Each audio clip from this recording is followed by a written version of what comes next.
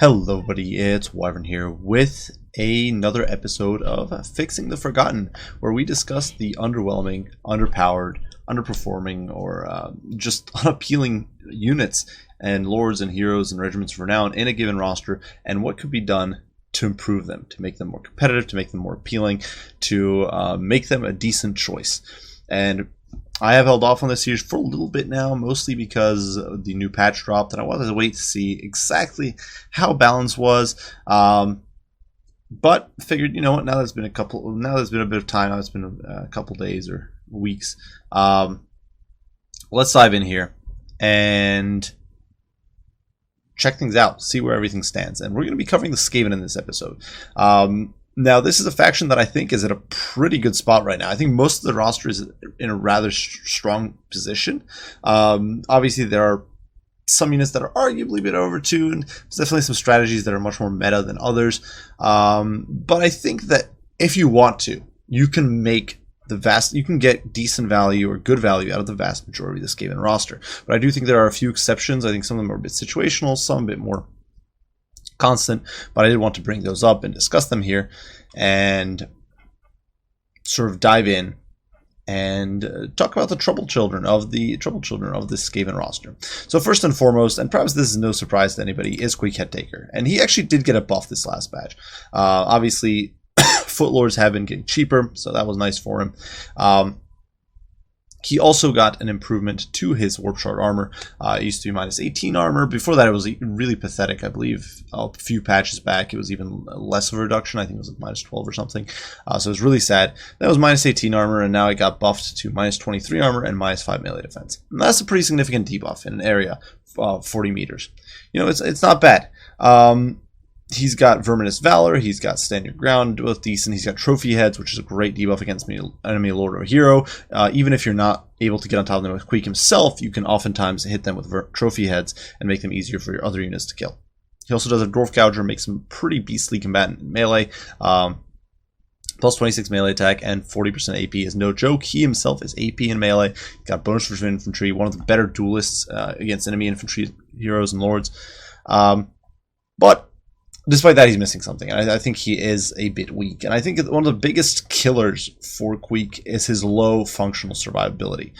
On paper, he doesn't look that bad. He's got 47 melee defense. Actually, it's 42, I believe, right now. Unfortunately, I threw an Empire. This is definitely a mistake. I wanted to compare some stuff to Empire, so I got Empire General here. He's providing hold the line to Queek, but Queek normally has 42 melee defense. That's not great. It definitely makes him pretty susceptible to damage. He's only got 3,200 HP. Sure, he's got armor, but he's got no source of self-sustain, no source of regen. If your opponent decides to snipe you with Spirit Leech, Queek's dying. If your opponent decides to gun you down with cannons, as perhaps some of you saw in my recent live stream, Queek's dying. There's not much you could do to keep Queek alive, and while he is a cheap-ish lord, he's not cheap to the point that he can just sit around and do nothing and just survive. If I want a cheap surviving lord, then I will much rather go with Tretch, who I actually think is also in need of some help, or a Skaven warlord on foot. If I want a super cheap and survivable lord, like passively survivable. The other thing is Queek, while cheap on paper, is not that cheap in practice because you do have to bring a caster alongside him. He is a mere combat lord or so. Yeah, you need a caster. And Skaven casters, you can bring a cheap one if you go Lore of Ruins, but if you go with Lore of Plague, which is usually the more popular lore, I think, as a support, then you're starting to see some major expenditure in your Lord and Hero squads, and that is tough. That is definitely tough for Skaven, definitely can be a problem when you need to generate maximum width, and I think it limits Queek's viability. So what could be done to make Queek better? I don't think Queek needs to bust him in melee. I think he's decent enough in melee. I just think he needs a slight upward tweak in HP. He doesn't need to be super tanky. He doesn't need to be like Grimgore levels of 4,000 plus HP. But I think that giving Queek another 400 HP would be a nice step. Make him a little bit tankier. Make him a little bit beefier. He is supposed to be a pretty beefy Skaven Lord. An extra 300 or 400 HP could be a decent fix. That could be an extra Spirit Leech your opponent has to spend to kill him. That could potentially be an extra cannonball or two that you can tank. It would make him a little bit more forgiving. It's an extra lord hit from, say, Karl Franz or something. And And it would make him less of a Glass Lord, which he right now kind of is. And you have to push into melee. You have to get him into combat to get use out of Warp Shard armor. And it's tough. You can't just have Queek sitting around. So I think that a slight tweak upward to his HP would honestly be best. Besides that, I don't think Queek's terrible. I actually think he's good. I think he's passable in the Dwarf matchup if you're able to avoid Lord Sniping right now, which is tough. But I think he's passable in the Dwarf matchup. I think he can be made to work. But I think that unlike Grimgor, for example, just not having that much HP, and the fact that you don't have some super powerful ability to, like Wa, Grimgor can just recharge Wa over and over. But you can't do that. Like, yeah, he's got Warp Shard armor, but it's nice. But it's not amazing. Skaven melee options are not necessarily the best. So I think the fact that Queek just doesn't synergize that well with the standard Skaven meta build of mass shooting, stacked on the fact that he's a bit flimsy, is a mistake. And I think that giving him more, making him a tankier fighter would be the way to go. Maybe boost his melee defense a tiny bit, but I'd much rather than seeing Queek become some monstrous duelist. I'd like to see him be made a bit tankier, give him like an extra 300 or 400 HP, make him a smidge more survivable. Maybe cut like 50 gold off his price, but already he's fairly cheap, so maybe not. Now, besides that, we have Tretch Raventail, and Tretch I think is similar boat to Queek. On paper, he's supposed to be the cheap survivable option for the Skaven. In practice, he's not.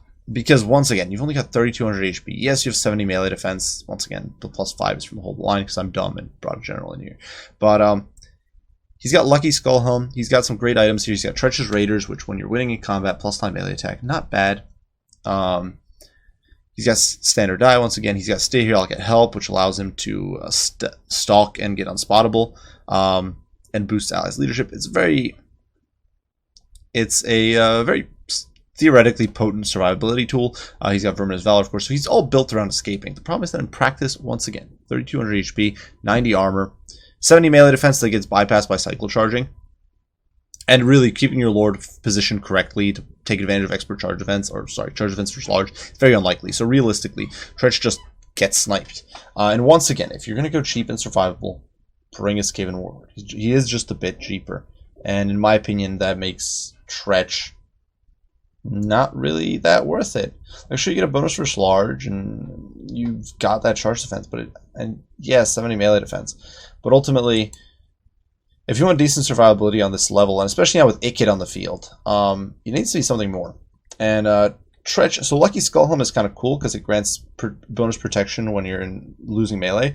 But I feel like the problem is, how often are you really losing in melee versus getting sniped by something like Fireball or Spirit Leech or Artillery? And in those situations, Lucky Skullhelm does nothing for you. So I kind of wish that instead it would have some sort of bound ability, sort of like Vlad's Ring, though not as powerful, but perhaps reusable. So give it like 10 seconds of 33% damage resist on a 60-second cooldown or something, on top of this baseline ability. Because Lucky Skullhelm, it's a bit, it's better than Darkmail for Kazrak, don't get me wrong, but it is a bit like Kazrak's Darkmail, just that it's not a super appealing ability. And you're paying a lot for it, it's not a cheap item. So I feel like it would be better if Lucky Skullhelm was a bit more universally effective, or maybe if it just had bound magic resist that came with it, something to make Tretch a true tank. Whereas we got Queek, who's a damaging tank, the Warlord, who's the hyper budget option. Tretch could be the budget sort of survivor. And I don't mind that. It doesn't matter. For a faction like Skaven, having just a survivable Lord is not a bad thing. There's nothing wrong with that. But I think that the fact that Tretch actually is functionally not that survivable is a problem.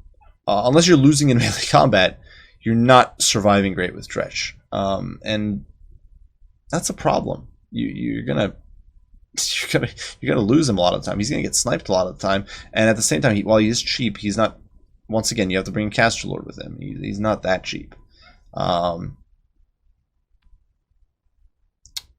like I said, I feel like Queek could get more HP, and rather than giving Tretch just more HP, I feel like making his Lucky Skullhelm, because that's kind of his iconic thing. He's not a great fighter. It's about the fact that he gets lucky and he's kind of scummy and he throws his allies in the grinder. I feel like that would be a good way to do it. Otherwise, add some other effect that maybe like something like Stay Here, I'll Get Help, but just some other effect along those lines, where if he's got more infantry units like blobbed up around him, and that opens up the disadvantage of blobbing, but because Skaven blob's not the greatest thing necessarily. But if you've got like a bunch of units blobbed up around Tretch, he'd get, say, better missile resistance or something, make him a little tankier to enemy sniping. But regardless, I do think Tretch should be made a little just tanky, actually beefier and tankier. Well, same thing as Queek, but in a different way. Where Queek made tankier so that he can actually deliver those melee blows. Tretch just oriented to simply surviving. Now, that brings us on to actual units. I actually don't think any of the Skaven heroes are bad, and I know some people might be screaming about the Warlord or some of the other Skaven Lord options, but I actually think all the other Skaven Lord options, besides Queek and Tretch, are honestly in a good spot. I don't have real complaints about them. And I think they're all viable. I've used the Warlord personally a decent amount of the time. I have fun with him. Not necessarily my go-to competitive pick, but I don't think he's terrible, and I think he's made viable in certain matchups. So going on to, and the heroes I think are all pretty good. Despite the nerf, the Warlock Engineer is still very strong. Still has a cheap Mortis Engine effect, even though a bad one. The Plague Priest, of course, gets Plague Furnace, which is great. Plus, you get Lore of Plague, which means you can get Lore of Plague plus Lore of Ruin with, say, a kit or something. Great synergy there. And the Assassin is so cheap and has great debuffs, so yeah, he's nice. It's just a cheap hero that you can throw into debuff enemy melee attack or help snipe enemy lords, whatever you need. But definitely, they're all good. But moving on to infantry, Stormmen, Halberds. The only infantry unit on here. They've gotten several buffs over the past months now. I think they're nearing the point where they'll be a decent Halberd unit.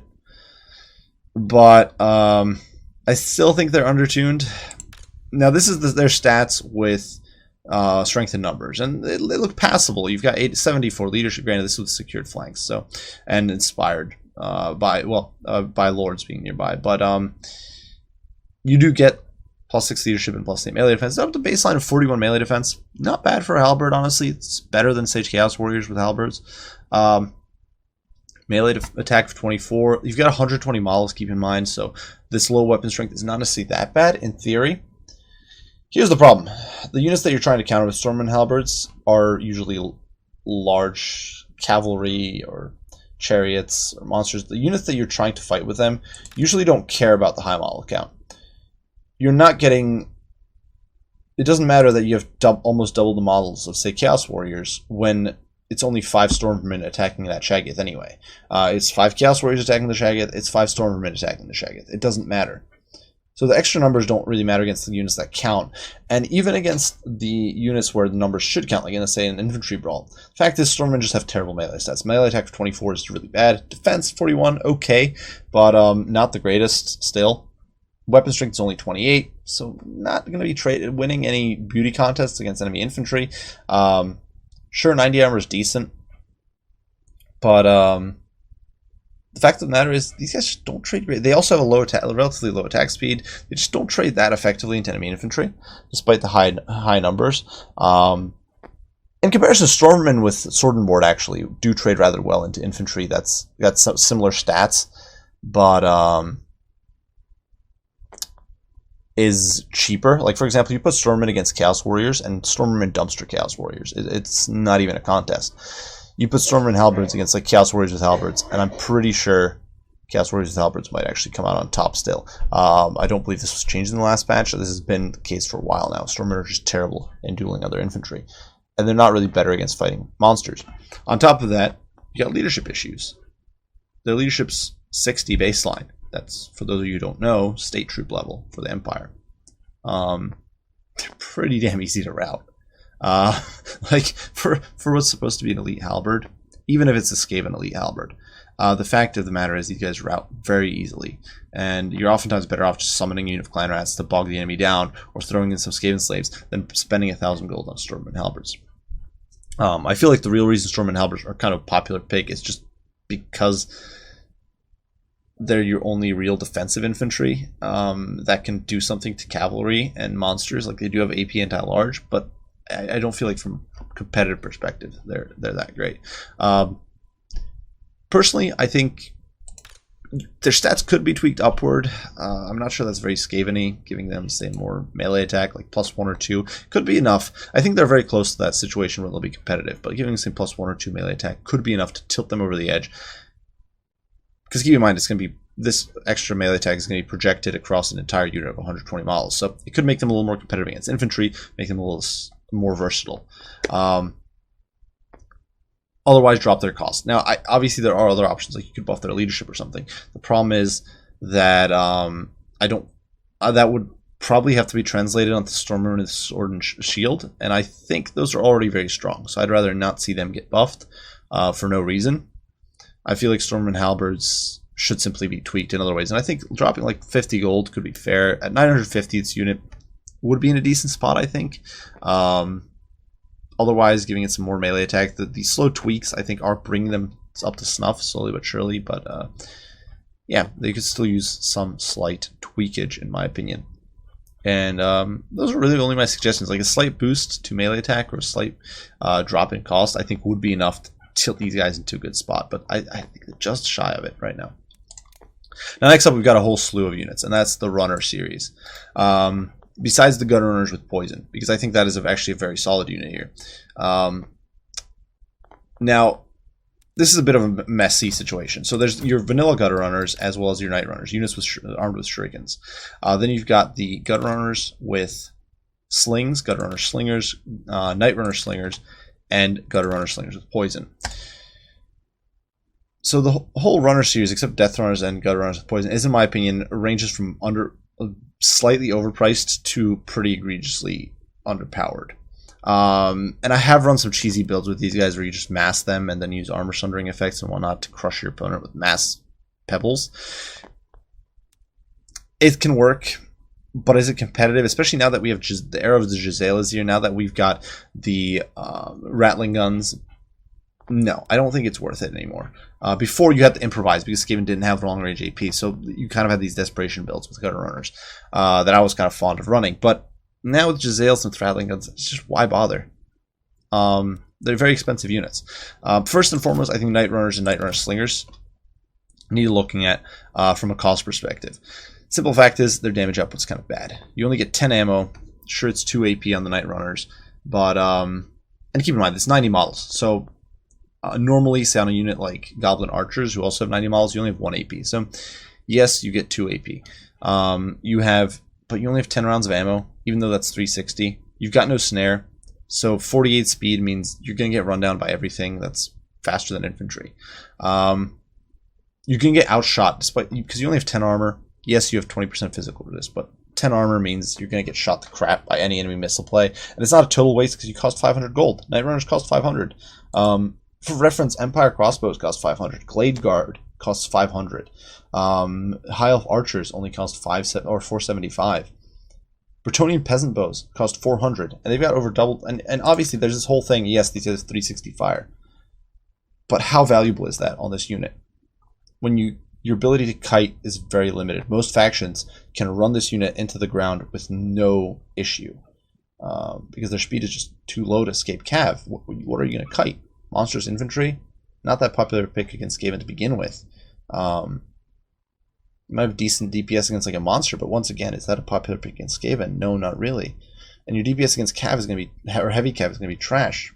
They're a decent supplement to like Gutter Runners with Poison. I think they're probably the closer unit here to being good, but still, not that impressive. I think give these guys so my suggestions on these guys would be either give them a slight boost to ammo, bump them up to like 11 or 12 ammo, so they're in the same ballpark as Gutter Runners with Poison. It is a 500 gold missile unit, and while it's got all these theoretical perks like physical resist or 360 fire, it just doesn't matter in practice. Passable melee stats maybe, but like they're really not that great. Sure, you've got like 6 AP, which is, the weapon strength is nice, but like melee defense 22 is just terrible. Melee attack 24, not great. Yeah, for 500 gold, the unit is just not there. I think either drop the cost to like 475, give them a tiny bit more range, bump them up to like 10, and this would probably apply to all shuriken throwers.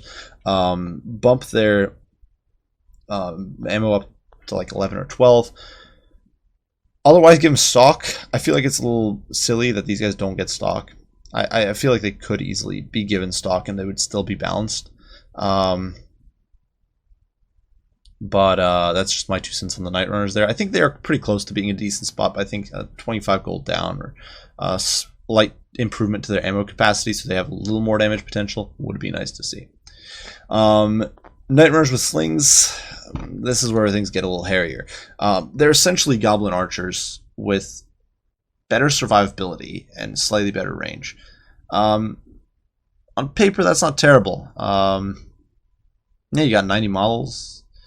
You got bad AP, but it's 90 models. You got 20% physical resist, which means you're decent-ish, or more decent than, say, goblins against return fire.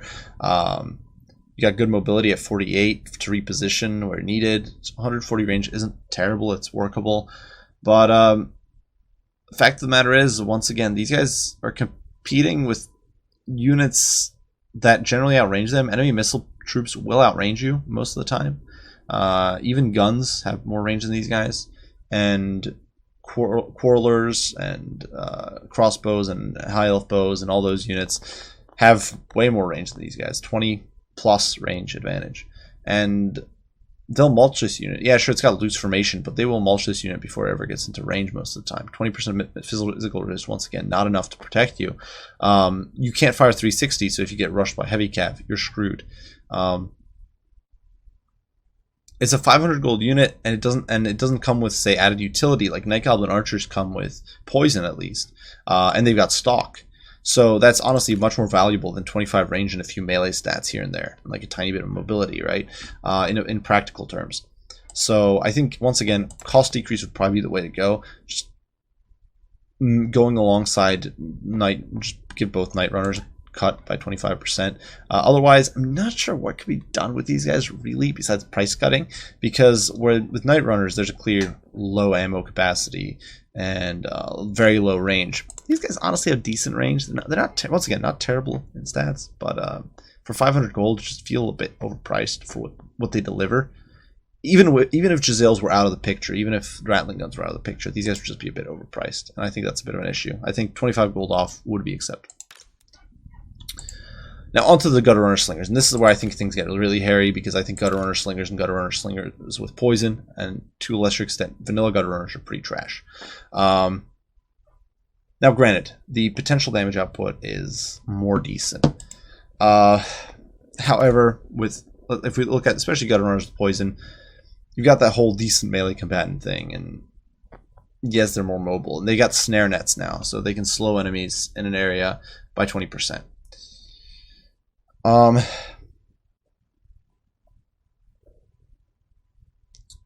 The problem is that once again, these guys are just way too expensive for what they provide. You're paying 750 for these guys. Compare them to Deepwood Scouts. Deepwood Scouts are slower. They can't fight in melee as well. But do you really care? Do you really care that Deepwood Scouts can't fight as well in melee? They're a little squishier. No, you don't. You got an extra 40 range. You've got a massive boost to your range damage. Off the top of my head, I forget if Deepwood Scouts have 4 or 5 AP, but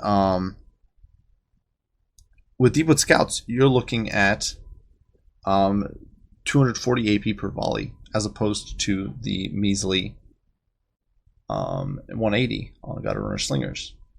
And you're able to fire 360, and you got 100. And I understand that's kind of like the strength of the Wood Elf roster, but still, it's a huge gap. And the fact of the matter is, just 360 fire, the extra range, the extra AP damage, it all adds up. And what do Gutter Runner Slingers get? Passable melee stats, slightly better survivability. Like, these are stats that almost don't matter. You get a snare net.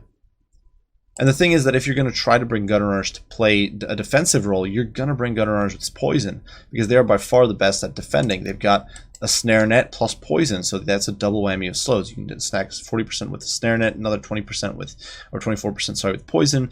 You're looking at 44% speed decrease. You can stack that on like suppression, and you literally reduce an opponent to a crawl. So if you're going to go crowd control, that's why Gutter Runner poisons, I think, are well worth that $850 price tag.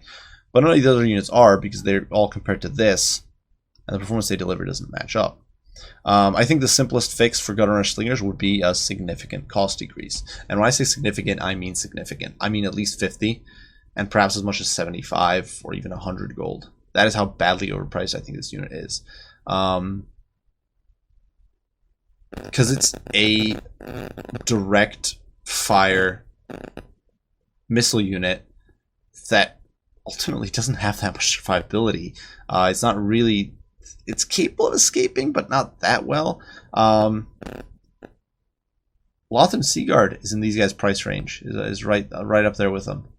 And Lothran Seaguard is anti-large. It's got silver shield. It's got 165 range. It's got 240 AP damage per volley. Or actually more, because they got 68 models. So 272 per 8, because I believe Lothran Seaguard has 4 AP per missile.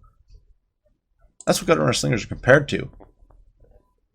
Bugman's Rangers, who have regeneration and charge defense against large, and 6 AP right now because of the crossbow buff, and 18 non-AP, and that's what these guys are compared to. And they don't match up to that at all. They're way underpowered compared to that. And yeah, they got stock. They got Vanguard deploy. They got physical resist. They got melee stats. They got a net. But that's not worth that much. So yeah, I think these guys should be like 700 at most, maybe cheaper. Gutter Runners, vanilla variant, similar thing. I think 700 at most, because once again, they're competing against the poison Gutter Runners with poison here. Is it worth it? No, because if you need that crowd control, you're gonna get that pay that extra 100 gold to get poison. And finally, Gutter Runner Slingers with poison. I should say that's not entirely fair, because you can do Bless with Filth if you feel like spending the Winds of Magic, get your Gutter Runners poison. So it's not entirely fair, but I still think they are overpriced, because you do need to use that magic, which you'd rather use probably on something else to give your Gutter Runners poison. And finally, we do have Gutter Runner Slings with poison. And these guys, well, if you want to think something defensively, then normal Gutter Runners are way better with poison, because they got 360 fire. Yeah, for 800 gold, I think they'd be much more fair priced rather than 850 like they are now. So basically, you know, the moral of the story here is cut all these guys' prices by like 25 on the Night Runners and probably like 50 on all the Gutter Runners, except for the poison Gutter Runners with Shuriken. Because while the damage output isn't necessarily terrible, they do have all these peripheral stats that are technically good, like speed, like melee attack, or defense, or physical resist, or snare nets. It just doesn't add up to provide as compelling of a ranged unit as something like Lothran Seaguard, Shadow Warriors, Deepwood Scouts, Bugman's Rangers, and other units that sit in this weight class of missile. Yeah, that's it really. Just buff these guys, buff them in cost, and I think they'll be in a much better spot. They'll find more of a niche. Next up, we do have the Warplating Cannon, and this bad boy is, I think, a bit underrated by people. I don't think it needs as much of a buff as some people insist, but it is, I think, a bit overpriced. Simple fact is, it loses to both Imperial as well as Dwarf Cannons on average in an artillery duel. Against Dwarf Cannons, I think it's like basically can't win. I've never seen it win against the Dwarf Cannon. I actually haven't seen it win against an Empire Cannon in a while, but I know that before it could, so maybe it still can. If 50-50 is a high elf bolt thrower, so not great given that the high elf bolt thrower costs 300 more, or 300 less, sorry. What does it get in exchange? Well, not much. You've got a massive hitbox as well, which makes it very easy to shut down with magic missiles like Fireball. It makes it much easier to shut down with enemy archer fire, units like that. Sometimes you can pull a cannon out of range. You can't do that with a Warplating Cannon. It's got 10 less range than a Dwarf Cannon, 20 less range than an Imperial Cannon. Trash melee stats, so that's to be expected. Weirdly enough, very high leadership, despite being a Skaven unit. You'd have expected it to have, you know, like 40, like an Orc Catapult, but no, for some reason, Skaven have the same leadership as in the Gunnery Crews of Null, which is dumb in my opinion, but oh well. Either way, what does the cannon get in return? Well, a bigger crew. It is a little tougher to break apart the Skaven crews than it is, say, an Imperial crew or a Bretonnian crew or an Orc crew. You can get rid of those crews pretty quick, route them off. That is some benefit. You get magic damage. Now in a Plague Claw, I think this has quite an impact. A plague claw catapult often targets infantry. It relies a lot on splash damage to do to have an impact. That splash damage is often not killing those infantry instantly.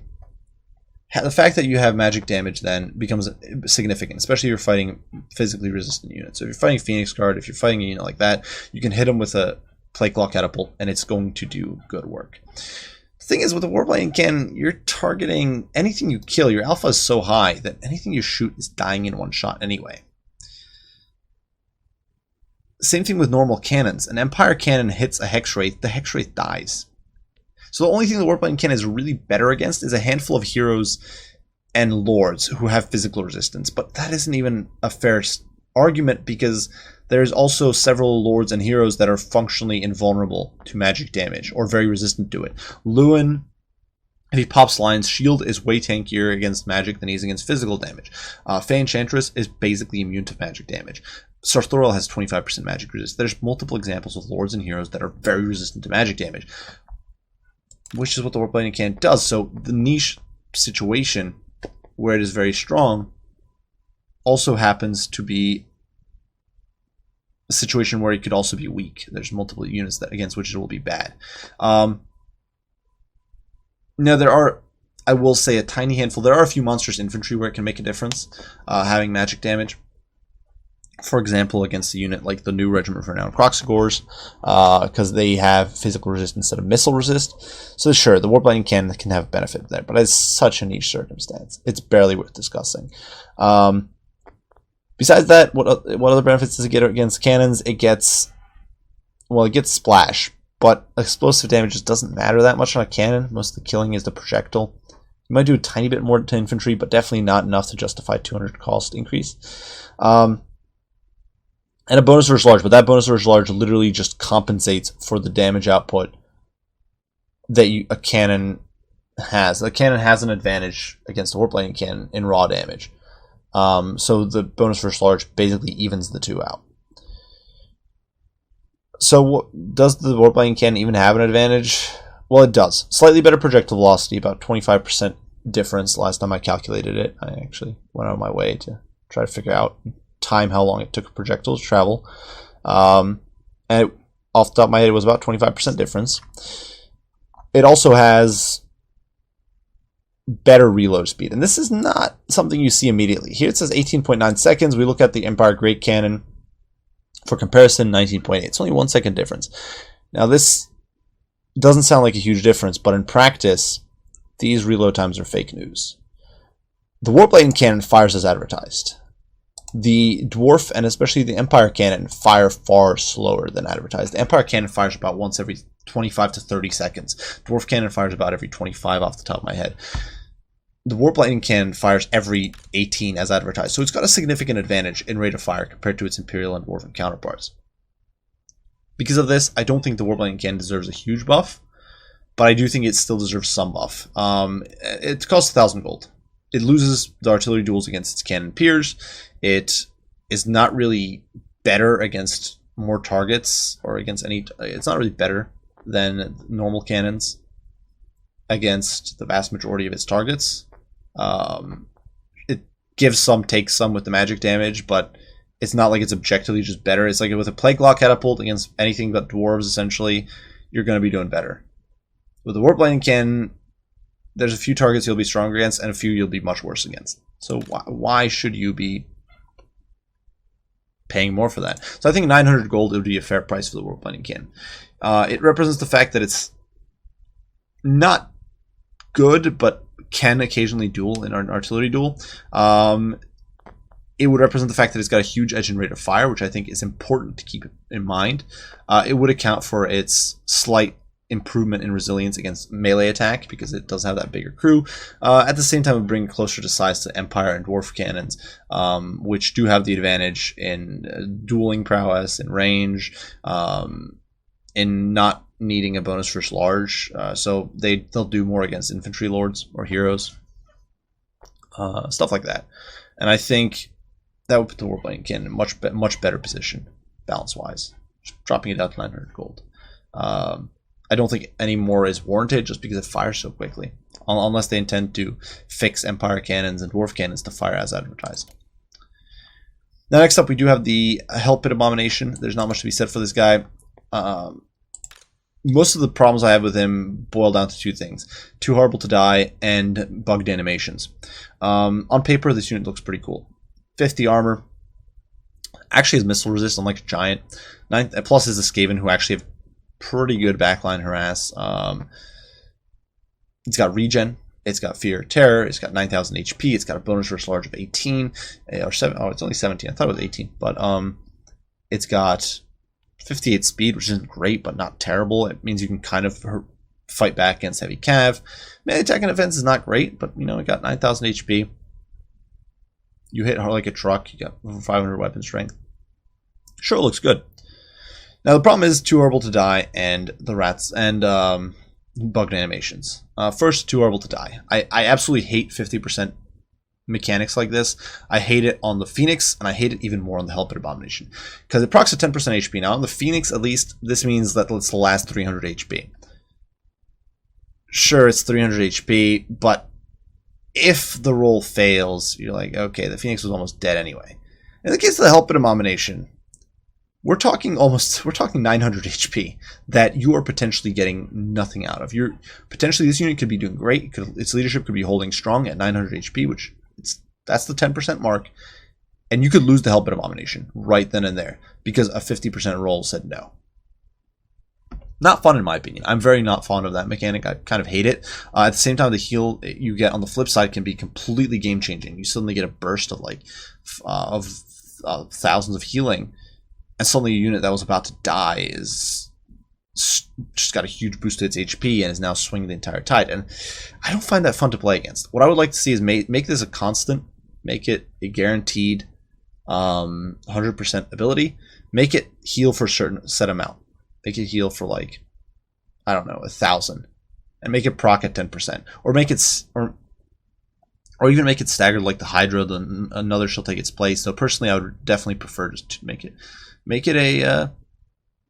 something that procs at 100% of the time at 10% HP, and just gives you some HP back, but not as much as it does right now.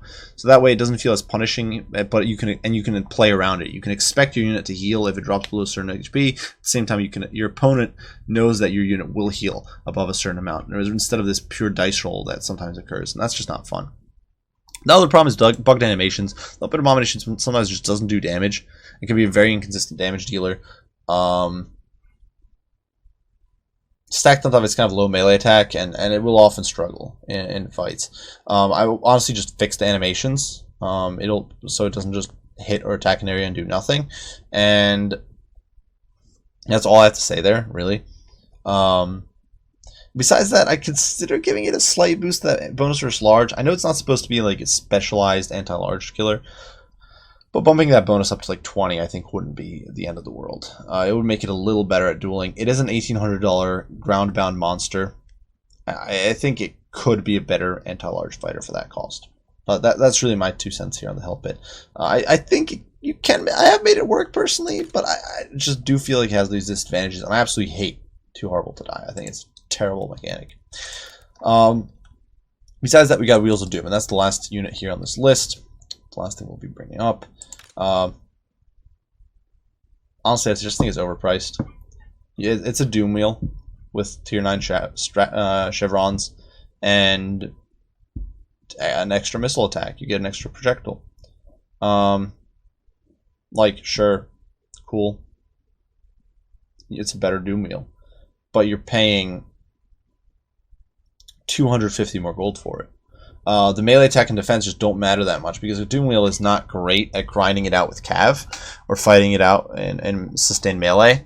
It is better than other chariots, I know, in this case, or well, at least some chariots. So yeah, I get it. It can be better. It's not 41 melee defense is a pretty high number, and at that point you can start scraping away from things you maybe wouldn't normally. Yes, double missile damage does have an impact. It makes you better. But ultimately, I think, are you going to pay? Would you rather take a normal Doom Wheel? Or would you rather just save 250 gold, get an extra 2 Skaven slaves, or invest that towards like more magic, or invest it towards another unit of Jezzails or whatever. Obviously, you're not going to get another unit of Jezzails for 250, but when you're scrounging for points, it can be the difference. If you're going to cut something, I feel like it's going to. If you're not going to take a Regiment of Renown, and if you're trying to bring a Doom wheel, you're going to cut the Wheels of Doom. Basically, every other Regiment of Renown for the Skaven generates more value relative to the base unit. It's a cool unit. It looks amazing. Aesthetically, it's gorgeous. Originally, I believe it was supposed to have Discouraged based on the original patch notes, but this was cut or decided against, I believe. I can see why that happened for balance reasons, given how stupidly good Skaven are at fear and terror bombing already. But at the same time, the fact is, at 1700, that would be underpriced if it had Discouraged. But I think that right now, with basically just being a level 9 Doom Wheel with a few more missile attacks, I think this unit is not worth more than 1650. So I'd just say cut its cost.